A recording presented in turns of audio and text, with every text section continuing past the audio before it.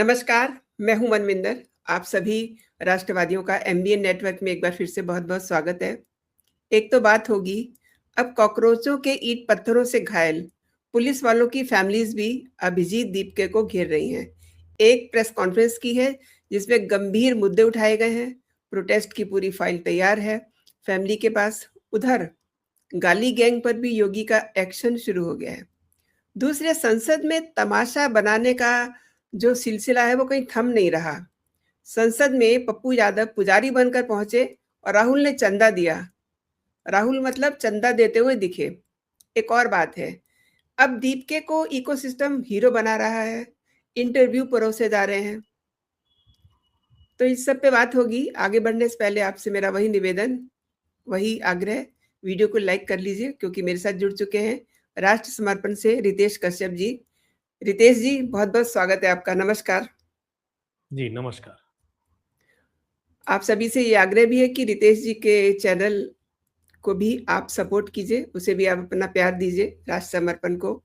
रितेश जी, police के जी, परिवारों ने तो पूरी पोल पट्टी खोल दी है। उनका कहना है कि प्रोटेस्ट में स्टूडेंट नहीं थे, गुंडे मौजूद थे।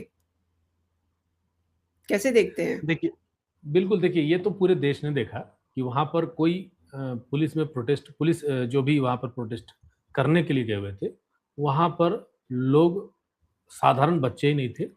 और इसकी बड़ी अच्छी व्याख्या तो एक अपने हैं संबित पात्रा जी, उन्होंने बड़ा जी, अच्छा जी। व्याख्या किया कि 3 प्रकार के लोग आए थे और ये बात तो राहुल गांधी ने ही कह दिया था।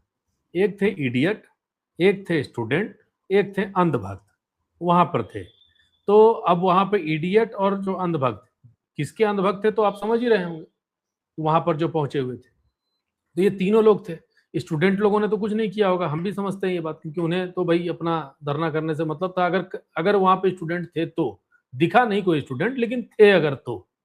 लेकिन उसके बाद जो चीजें, जो घटनाक्रम, जो वीडियो, तरह-तरह के वीडियो वायरल हो रहे थे, जिसमें पुलिस वालों को घसीट-घसीट कर मारने का वीडियो है। महिला पुलिस वालों के बाल पकड़-पकड़ कर मारने की बात हुई है। उनको मतलब डंडे से पीटना, उनके साथ बर्बरता करने का जो पूरा वीडियो है, वो तो स्पष्ट है कि वो आम स्टूडेंट ने नहीं किया था, वो इडियटों का ही कमाल था।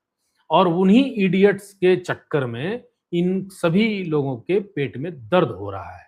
आपको अगर देखिएगा तो मैं आपको बता दूं कि वहां पर जिस तरीके से प्रधानमंत्री को गालियां दी जा रही थी या देश की आर्मी को गाली दी जा रही थी, तो वहां के पुलिस वालों के साथ इस तरह की बर्बरता करना एकदम मतलब मुझे लगता है कि स्वाभाविक है यहाँ पे।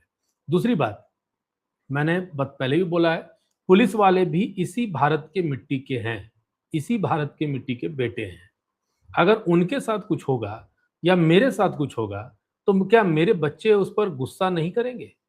आप देखिए, खून से लथपथ ऐसे कई पुलिसकर्मियों के वीडियो मेरे पास भी आए हुए हैं, सबके पास आए हुए हैं। तो क्या वो जब घर गए होंगे, तो क्या उनके बच्चों ने बड़ा उन्हें शाबाशी दिया होगा? क्या उनके बच्चे भी तो जेनज़ी ही होंगे ना, बहुतों के बच्चे। क्या वो उनको बड़े खुश हो रहे होंगे कि नहीं-नहीं मेरे पिताजी को मारा है, तो बहुत अच्छा किया है। जी, पुलिस वालों के बच्चों ने अगर ऐसा किया है कि हाँ, अपने माता-पिता के लिए वो जा रहे हैं केस मुकदमा करने के लिए और उन उपद्रवियों के खिलाफ अगर वो आवेदन देने जा रहे हैं, तो वो मेरे हिसाब से कहीं से भी गलत नहीं है।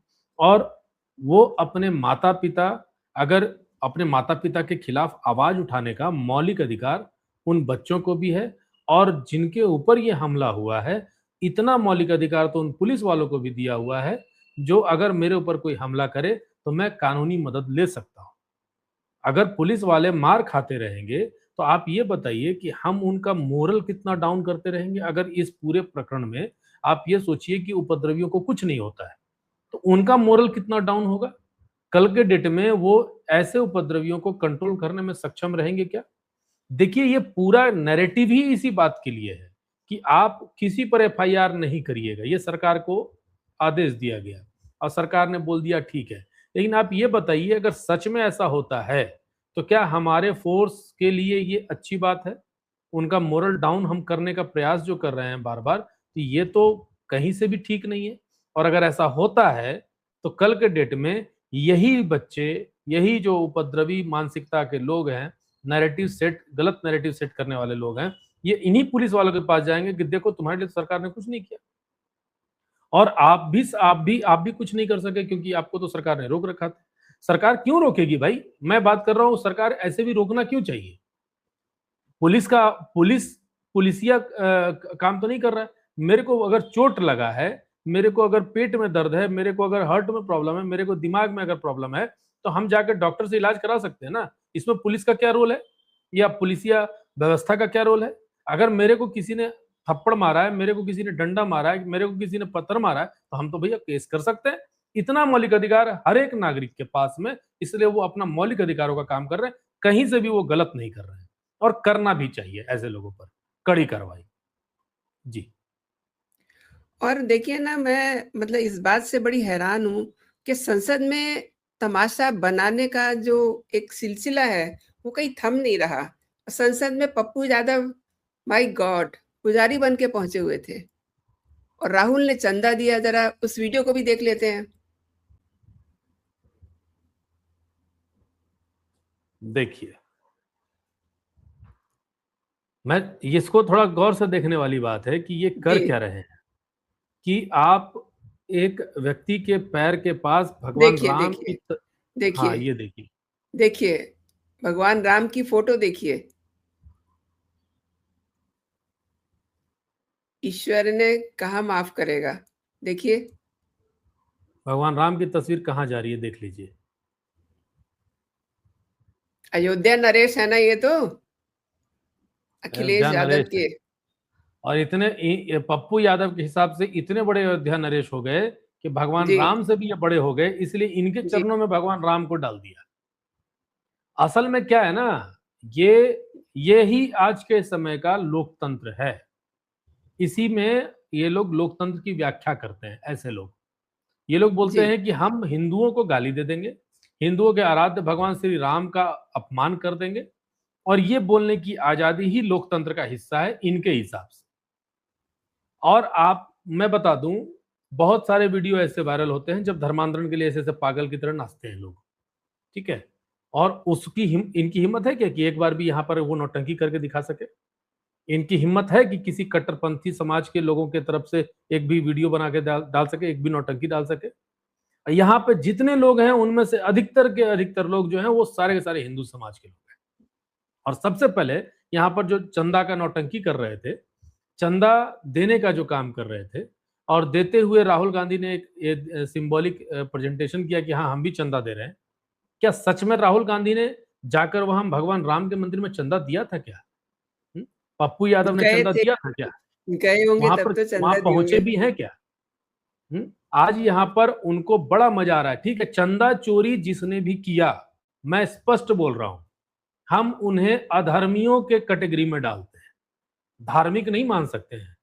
और भगवान राम का के दरबार के अंदर वैसे अधर्मियों का प्रवेश हुआ, भाई कहाँ नहीं होता है? भगवान राम के समय भी तो रावण अधर्मी ही था ना, उन्हीं के त्रेता युग में ही अधर्मी था। ऐसे ही काल नेमी जो है ना, वो उसको भी बहुत ज्ञान था, बहुत प्रकांड विद्वान था वो काल नेमी, लेकिन वो भी छलिया था, उसको भी सजा मिली। तो जो भी चंदा चोरी किया उसको सजा मिल रही है या मिलेगी उसको।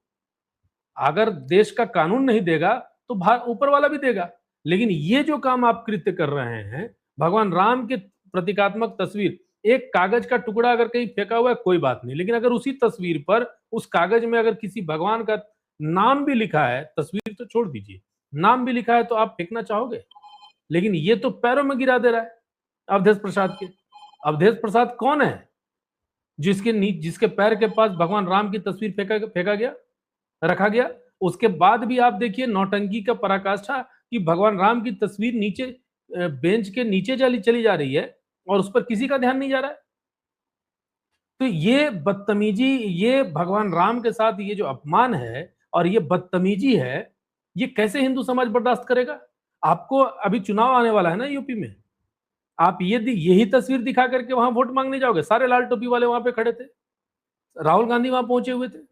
अगर आप यही दिखा कर जाओगे तो आपको यूपी का, उत्तर प्रदेश के जनता जो है ना, बहुत करारा तमाचा के साथ जवाब देगा कि आप जो जिसकी जिसकी बात चंदा चोरों को पकड़ो ना भाई। इसमें भगवान राम ने चंदा चोरी किया क्या, जो तुमने उन्हें अपमानित करने का काम किया?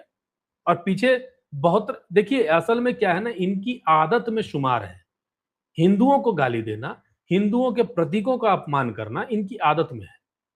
इन्हें लगता है ऐसा करने से एक वर्ग जो है इनको खुल के सपोर्ट करेगा। हिंदू समाज के कुछ बेवकूफ तो इनको सपोर्ट कर ही देंगे, तो उतने में तो इनका काम बन जाना है, ये चुन करके आ जाएंगे।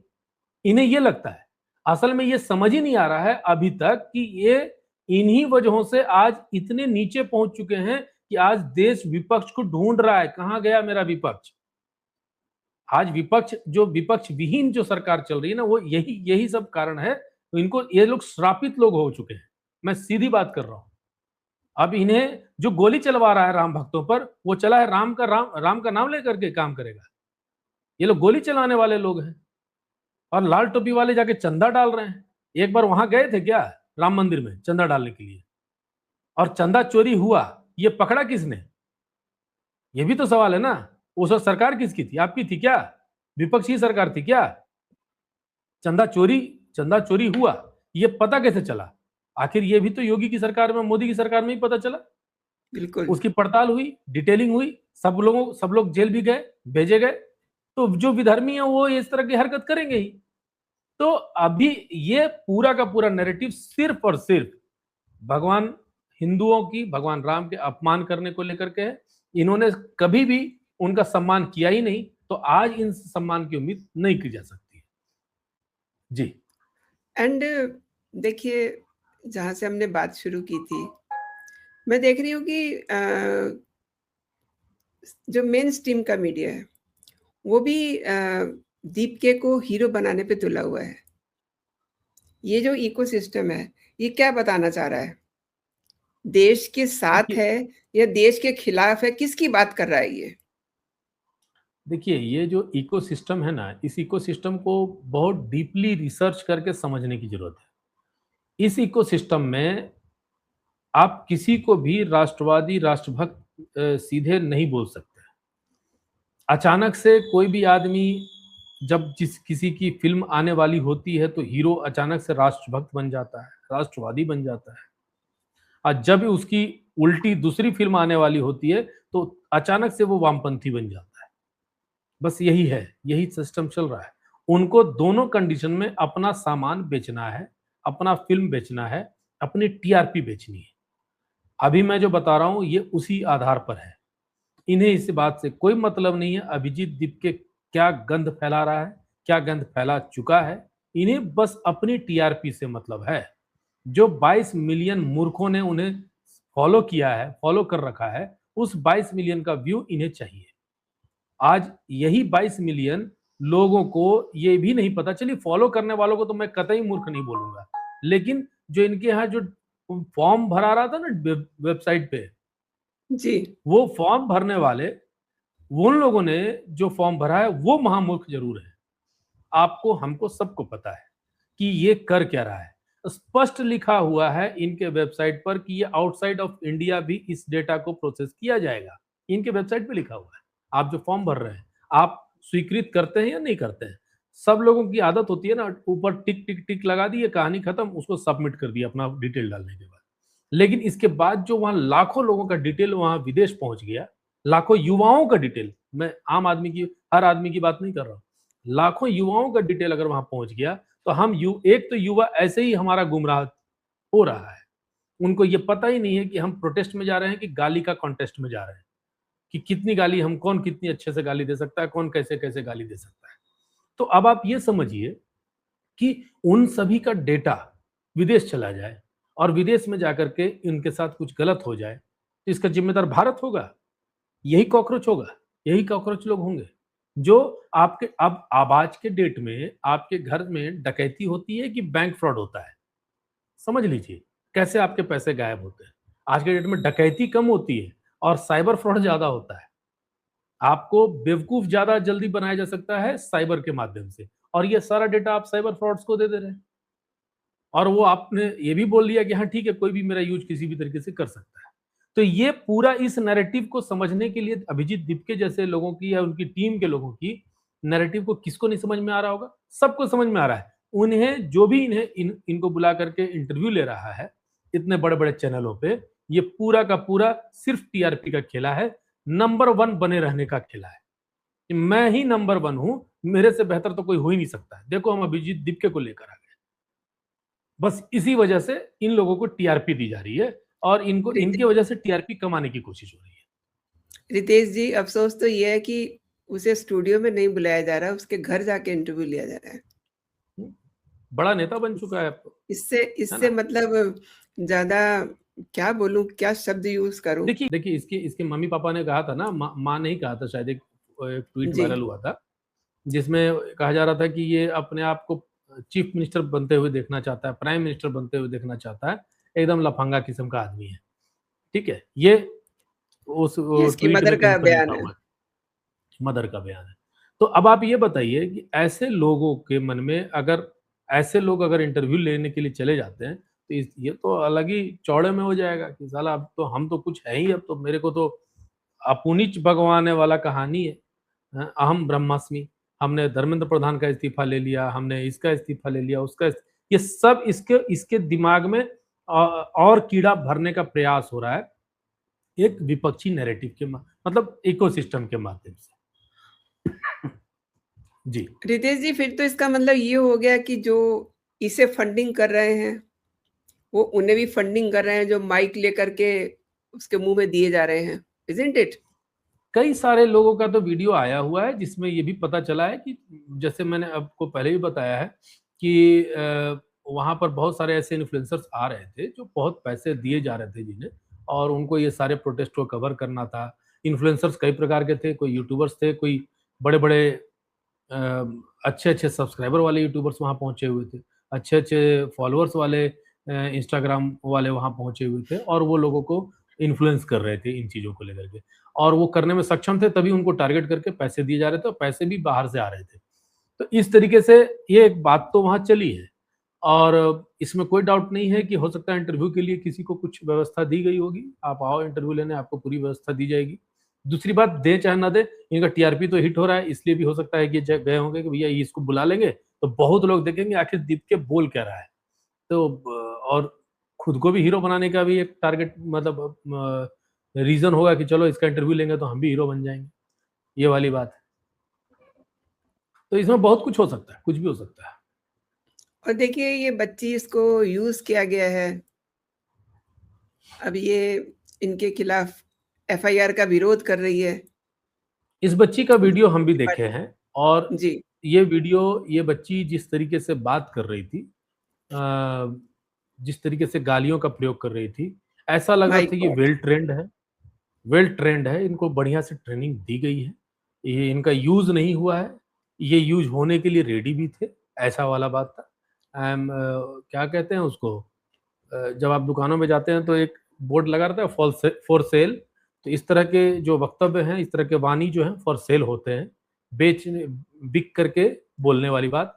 हालाँकि इस लड़की के बारे में ये भी कहा जा रहा है कि ये लड़की किसी बहुत बड़े नेता की भांजी है, रिस रिश्तेदार है। रिश्तेदार है, बहुत बड़े नेता की रिश्तेदार है। तो और वो नेता ऑल हमेशा से हालाँकि उस कॉकरोच आंदोलन में भी वो थे बहुत प्रमुखता से बिल्कुल। वहाँ पर थे, एक्टिवली थे। ये तो सर्च करने वाली बात है, आपके जनता दर्शक जो हैं, हमको लगता है वो सर्च करेंगे कि आखिर कौन नेता इसमें शामिल थे जिनकी भांजी अ, टिकट ब्लैकिया वगैरह की भांजी है ये, ऐसा कहा जी, जी। जाता है। तो अब क्या कितनी सच्चाई है ये मुझे नहीं पता, मुझे ऐसा आज ही किसी ने बताया कि ये उनकी भांजी है।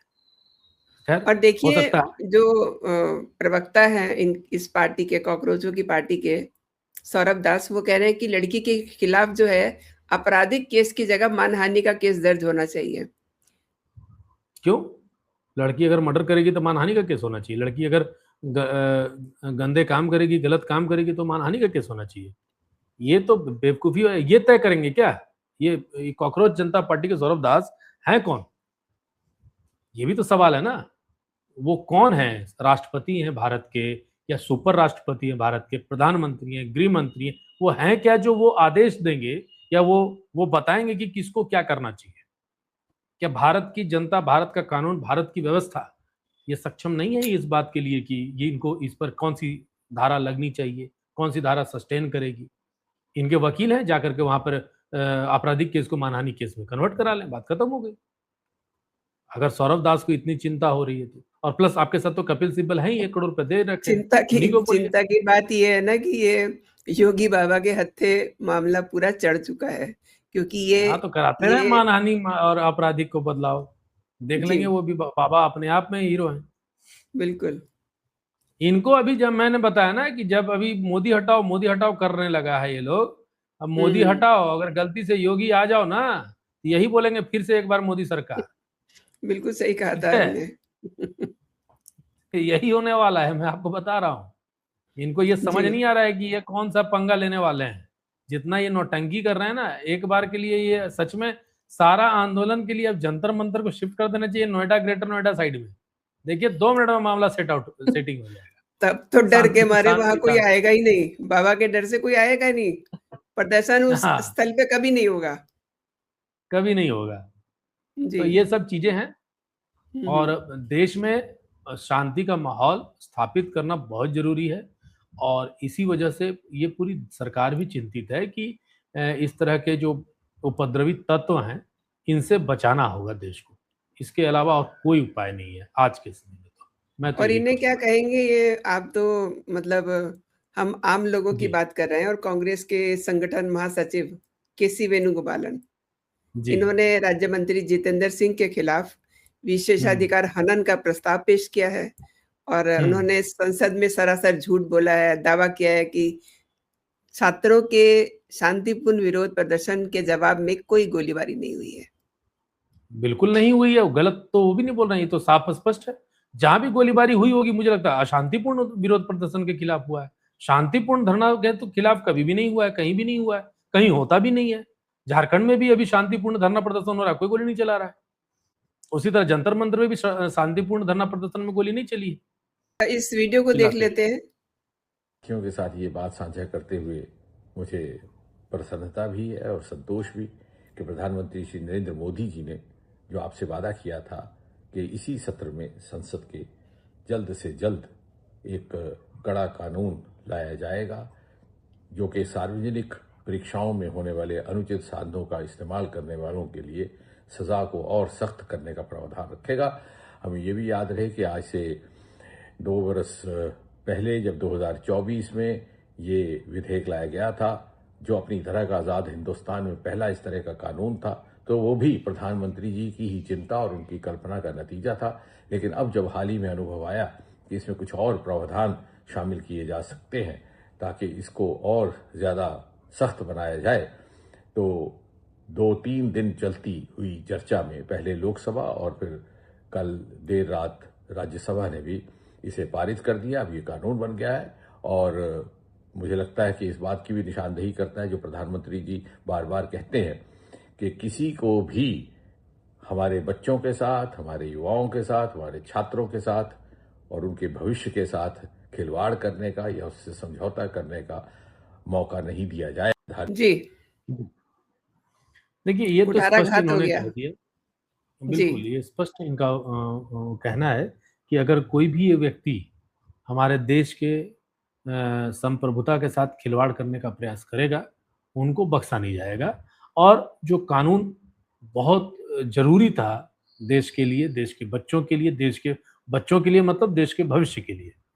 तो ये बहुत अच्छा कानून रियली में आया है, और मुझे लगता है कि इस कानून के बाद कहीं भी अब किसी को कोई समस्या नहीं होने वाली है।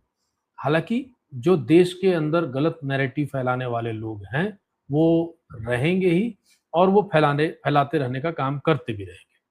मैं एक बात आपको बताना चाह रहा हूँ, इस बीच में ये श्योर। जोड़ना बहुत ज़रूरी है कि जी। कल की घटना है, संसद में खड़गे जी का जो बयान आया परसों, कि जिस तरीके से मनुस्मृति को लेकर के वो बयान दिए, और बहुत सारी चीज़ें। फिर उसके बाद जब उन हल्ला हंगामा हुआ, तो ट्विटर पे जाकर के अपने बयानों को वो चेंज कर दिए। देखिए, बेसिकली वो बयान था कि मनुस्मृति में शूद्र समाज के लिए, शूद्रों के लिए बहुत गलत टिप्पणी की गई है कि अगर शूद्र वेद पढ़ता है तो उनके कान में शीशा या रांगा डाल देना चाहिए। ये वेद में, मनुस्मृति में लिखा है। ये बात खड़गे ने कहा। इतने पुराने पार्टी के इतने बड़े राष्ट्रीय अध्यक्ष जो हैं, इस तरह के बयान देते हैं, जो खुद दलित समाज से आते हैं। उनको पढ़ने में कभी तक दिक्कत नहीं हुई। आज इस स्तर पर पहुंचे हुए हैं कि आप इतने बड़े पार्टी के नेता हैं, इतने बड़े पार्टी के राष्ट्रीय अध्यक्ष हैं। ये काम, ये मनुस्मृति से सरकार चलाना चाहती है, शिक्षा व्यवस्था में ऐसा रूल लाना चाहती है। शिक्षा व्यवस्था में मुगलों को हटा देना, ये गलत हो गया क्या? अगर वहां पे भारतीय गाथा, भारतीय गौरव की चर्चा करना गलत हो गया क्या? भारत के कई वीर वीरांगनाओं ने अपनी जान दांव पे लगा दी, बलिदान दे दिया और सिर्फ भारत की रक्षा के लिए संघर्ष करते करते अपनी जान दे दी। उनके बारे में बच्चों को बताना गलत है क्या? मुगल हमारे किसी के, हमारे तो नहीं, किसी के बाप थे क्या जो उनके हटने के बाद इनको एकदम छाती पीट पीट कर ये लोग रो रहे हैं? अगर भारत के लोगों को आंदोलनों की बात, बहुत सारे ऐसे आंदोलन हैं जो भारत में वो पढ़ाया क्या गया? इंदिरा परिवार, गांधी परिवार, यही यही पढ़ते रहे ना हर दिन। भारत एक खोज पढ़ रहे हैं। भारत को कौन खोजा? भारत को कोई खोज सकता है क्या? भारत अगर वास्को डी गामा खोजा तो अलेक्जेंडर यहाँ पे आया था मतलब कीर्तन करने के लिए, जब ये यहाँ का था ही नहीं। तो भारत जब तो खोज रहा था ना, वो भारत तो वास्को डी गामा खोजा। तो ये सारी चीजें जो हमको बताना है कि भारत क्या था, भारत कैसा था, भारत कितना गौरवशाली देश रह चुका है, ये बताने के लिए हम अगर शिक्षा नीति में बदलाव किए हैं, इस बात से इनको पेट में दर्द हो गया। अब धर्म सूत्र के बारे में अगर आप जानिएगा, हमने आज इसको डिटेलिंग किया, पढ़ा, उसके कई बार तो संशोधन हो चुके हैं। आप बताइए, हम तो समझते हैं कि भाई संशोधन, अगर भारत का संविधान है तो उसमें समय समय पर संशोधन होता है या होता रहा है। क्या हमारे वेद पुराण में भी संशोधन की आवश्यकता रही है? कोई जरूरत नहीं थी। आपने एज इट इज कभी रखा ही नहीं। 1876 से कई बार संशोधन हो चुका, कभी अंग्रेज ने किया तो कभी भारत के लोगों ने किया।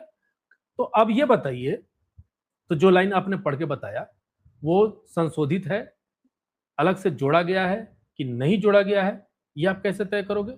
और आपने उस व्याख्या को उठा करके संसद भवन में पढ़ दिया। और इतने बड़े पार्टी के लोगों का ये स्तर पे आकर के, चाहे बोले तो एक व्यक्ति भगवान राम को संसद के बाहर बदनाम करता है, हिंदू धर्म को बदनाम करता है, एक व्यक्ति अंदर से हिंदू धर्म ग्रंथों को बदनाम करने का प्रयास करता है। तो यही इनकी व्यवस्था है। ये लोग कुल मिलाकर के हिंदुओं को बांट दो, काट दो, मतलब बटेंगे या बांट करके काट के फेंक देंगे। इनकी यही रणनीति है। और उसके बाद ये दलित, पिछड़े, अगड़ा, इसकी राजनीति में अब सबको उलझा कर रखने का इनका अंतिम उद्देश्य यही है।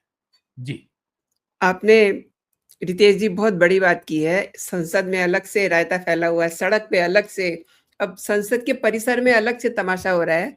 और इनके पेट में दर्द की वजह वही आप जो कह रहे हैं कि जिस दिन से धर्मेंद्र प्रधान शिक्षा मंत्री हुए थे, इनके तो सोचिए कि ये किन-किन को हीरो बनाना चाह रहे थे, वो सारे प्लान जी। फेल हो गए। आपने रितेश जी मेरे दर्शकों को महत्वपूर्ण विषय पे जानकारी दी है।